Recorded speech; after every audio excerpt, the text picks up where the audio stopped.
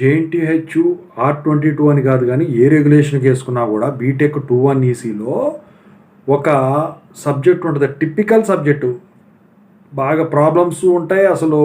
కానీ అర్థం చేసుకుంటే మ్యాథమెటిక్స్ కూడా లైట్గా వచ్చిన వాళ్ళకు సో ఇది ఫుల్గా మార్కులు తెచ్చిపెడతారు అనమాట. Full scoring, cent out of cent కూడా తెచ్చుకోవచ్చు. ఆ సబ్జెక్ట్ ఏంటంటే సిగ్నల్స్ అండ్ సిస్టమ్స్.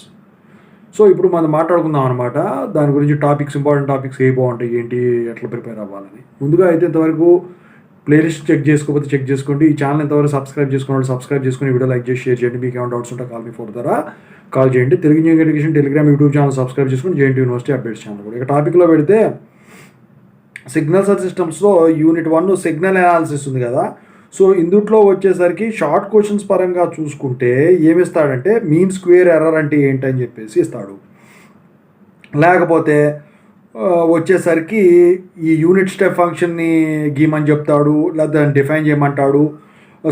సైనం ఫంక్షన్ అంటే ఏంటి, ఇంపల్స్ ఫంక్షన్ అంటే ఏంటి అని చెప్పేసి, సైన్సాయిడల్ సిగ్నల్ అంటే ఏంటి, ఎక్స్పోనెన్షియల్ ఫంక్షన్ అంటే ఏంటి అని చెప్పేసి వీటి గురించి అడుగుతారు. ఎస్ఐ క్వశ్చన్స్ పరంగా చూసుకుంటే how do you classify signals and systems అని చెప్పేసి ఇచ్చేసి, ప్రాబ్లమ్స్ వచ్చేసరికి యూనిట్ స్టెప్ కానీ, ఇంపల్స్ కానీ, సైనం ఫంక్షన్ మీద కానీ ప్రాబ్లం అనేది ఇస్తాడనమాట. ఇక యూనిట్ 2 చూసుకుంటే Fourier series, Fourier transforms. Fourier సిరీస్లో చూసుకుంటే షార్ట్ క్వశ్చన్ వచ్చేసరికి ప్రాపర్టీస్ ఆఫ్ ఫోరియర్ సిరీస్ మీద అడిగేదానికి ఛాన్స్ ఉంటుందండి. ఇక తర్వాత trigonometric Fourier series, exponential Fourier సిరీస్కి డిఫైన్ చేయమని చెప్పేసి అడుగుతాడు అనమాట. ఇక ఎస్ఏ క్వశ్చన్స్ పరంగా చూసుకుంటే ఈ పీరియాడిక్ సిగ్నల్స్ మీద వచ్చేసరికి ప్రాబ్లమ్స్ ఇస్తాడండి. ట్రిగ్నామెట్రిక్ ఫోరియర్ సిరీసు, ఈ ఎక్స్పోనెన్షియల్ ఫోరియర్ సిరీసు, ఈ స్పెక్ట్రమ్ సిరీస్ మీద మీకు ప్రాబ్లం ఇచ్చేదానికి ఉంటుంది. ఫోరియర్ ట్రాన్స్ఫార్మ్స్లో వచ్చేసరికి షార్ట్ క్వశ్చన్స్ ఎలా ఉంటాయంటే డిఫైన్ ఫోరియర్ ట్రాన్స్ఫార్మ్, లేదా కొన్ని ఫోరియర్ ఫంక్షన్స్ ఇచ్చేసి ఫోరియర్ ట్రాన్స్ఫార్మ్స్ కనుక్కోమని చెప్పేసి అడుగుతాడనమాట. సో ఎస్ఏ క్వశ్చన్స్ వచ్చేసరికి ఏంటంటే ఈ స్టాండర్డ్ సిగ్నల్స్కి ఫోరియర్ ట్రాన్స్ఫార్మ్ కనుక్కోమంటాడు. ఇంపల్స్ ఫంక్షన్కి కానీ, సైనం ఫంక్షన్కి కానీ ఫోరియర్ ట్రాన్స్ఫార్మ్స్ కనుక్కోమని చెప్పేసి అడుగుతాడు. హిబర్ట్ ట్రాన్స్ఫార్మ్ అయినా కూడా అడిగేదానికి ఛాన్స్ ఉంటుంది. ఇక యూనిట్ 3 వచ్చేసరికి ఏంటంటే signal transmission through linear systems అండి. సో ఇందుట్లో షార్ట్ క్వశ్చన్స్ వచ్చేసరికి ఎల్టీఏ అంటే లో ఐడియల్ ఎల్పిఎఫ్ అంటే low pass filter, high pass filter, band pass filter characteristics గీమంటాడు. సిస్టమ్ బ్యాండ్ విడ్త్ అంటే ఏంటి, సిగ్నల్ బ్యాండ్ విడ్త్ అంటే ఏంటి చెప్పేసి డిఫైన్ చేయమంటాడు. ఇక ఎస్ఐ క్వశ్చన్స్ పరంగా వస్తే వీటి మీద ప్రాబ్లమ్స్ వస్తాయండి. Transfer function of A LTA system, linear time invariant system. So comparison అడుగుతాడు. లీనియర్ సిస్టమ్కి, లీనియర్ టైమ్ ఇన్వేరియంట్ సిస్టమ్కి, లీనియర్ టైమ్ వేరియంట్ సిస్టమ్కి, ఇన్వేరియంట్ సిస్టమ్కి కంపారిజన్ అడుగుతాడండి కంపల్సరీగా. లేకపోతేనేమో బ్యాండ్ విడ్త్కి, రైజ్ టైంకి రిలేషన్షిప్ డెరైవ్ చేయమంటాడు. ఇక లేకపోతే ఈ కాజాలిటీ అండ్ పాలివానర్ క్రైటీరియా రిలైజ్ చేయమని చెప్పేసి అడుగుతాడు. సో కోరిలేషన్ అంటే ఏంటని చెప్పేసి అడుగుతాడు. సో ఇక ఈ టైం డొమైన్, ఫ్రీక్వెన్సీ డొమైన్లో కన్వల్యూషన్ కనుక్కోమని కష్టంగా ఇచ్చినప్పుడు అడిగేదానికి ఛాన్స్ ఉంటుంది. ఇక యూనిట్ 4 వచ్చేసరికి Laplace transforms, jet transforms. So ఈ లాప్లాస్ ట్రాన్స్ఫార్మ్స్లో వచ్చేసరికి మీకు కొన్ని ఫంక్షన్స్ ఇచ్చేసి షార్ట్ క్వశ్చన్స్లో వాటికి లాప్లాస్ ట్రాన్స్ఫార్మ్ కనుక్కోమంటాడండి.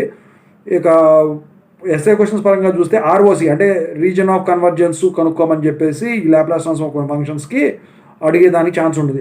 అడిగేదానికి ఛాన్స్ కాదు, ఖచ్చితంగా అయితే లాప్లాస్ ట్రాన్స్ఫార్మ్ మీరు అప్లై చేయాల్సి ఉంటుందండి కొన్ని సిగ్నల్స్కి.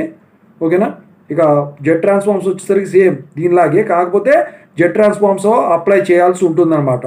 సో అడుగుతాడు ఒక్కోసారి what is inverse Z transform of so and so, what is Z transform of so and so, what are the properties of Z transform. Theory కూడా ఇచ్చేదానికి ఛాన్స్ ఉంటుందండి. అయితే లాప్లాస్ ట్రాన్స్ఫార్మ్కి, ఫోరియర్ ట్రాన్స్ఫార్మ్కి, జెట్ ట్రాన్స్ఫార్మ్కి కంపారిజన్ టేబుల్ గిమని చెప్పేసి అడుగుతాడు, డిస్టింక్షన్ బిట్వీన్ ఇది అని చెప్పేసి.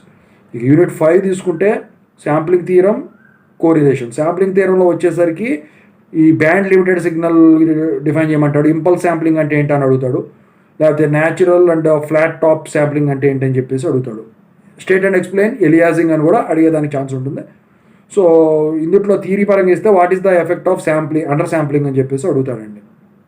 ఇక కోరిలేషన్లో వచ్చేసరికి what is meant by correlation అని చెప్పేసి అడుగుతాడు. షార్ట్ క్వశ్చన్స్లో energy density spectrum, power density spectrum అడిగేదానికి ఉంటుంది. ఎస్ఐ క్వశ్చన్లో relation between auto correlation function, energy, power spectral density function derive చేయమని కానీ, కన్వల్యూషన్కి, కోరిలేషన్కి కానీ రిలేషన్ డెరైవ్ చేయమని కానీ అడిగేదానికి ఛాన్స్ ఉంటుందండి. ఇక నాయిస్ బై కోరిలేషన్ మీద ఇస్తాడు. లేకపోతే extraction of signal from noise by filtering, ఇది కూడా అడుగుతాడు. ఓవరాల్గా ఇది. సో మీకు జెట్ ట్రాన్స్ఫార్మ్స్, లాప్లాస్ ట్రాన్స్ఫార్మ్స్, ఇంకా ఫోరియర్ సిరీస్, ఫోరియర్ ట్రాన్స్ఫార్మ్స్ ఇవి వస్తే, సిగ్నల్స్ కొన్ని తెలిస్తే, ఏది ఇస్తే ఏది ఇన్పుట్ ఇస్తే ఏది అవుట్పుట్ వస్తుంది తెలిస్తే మీకు వచ్చేస్తుంది.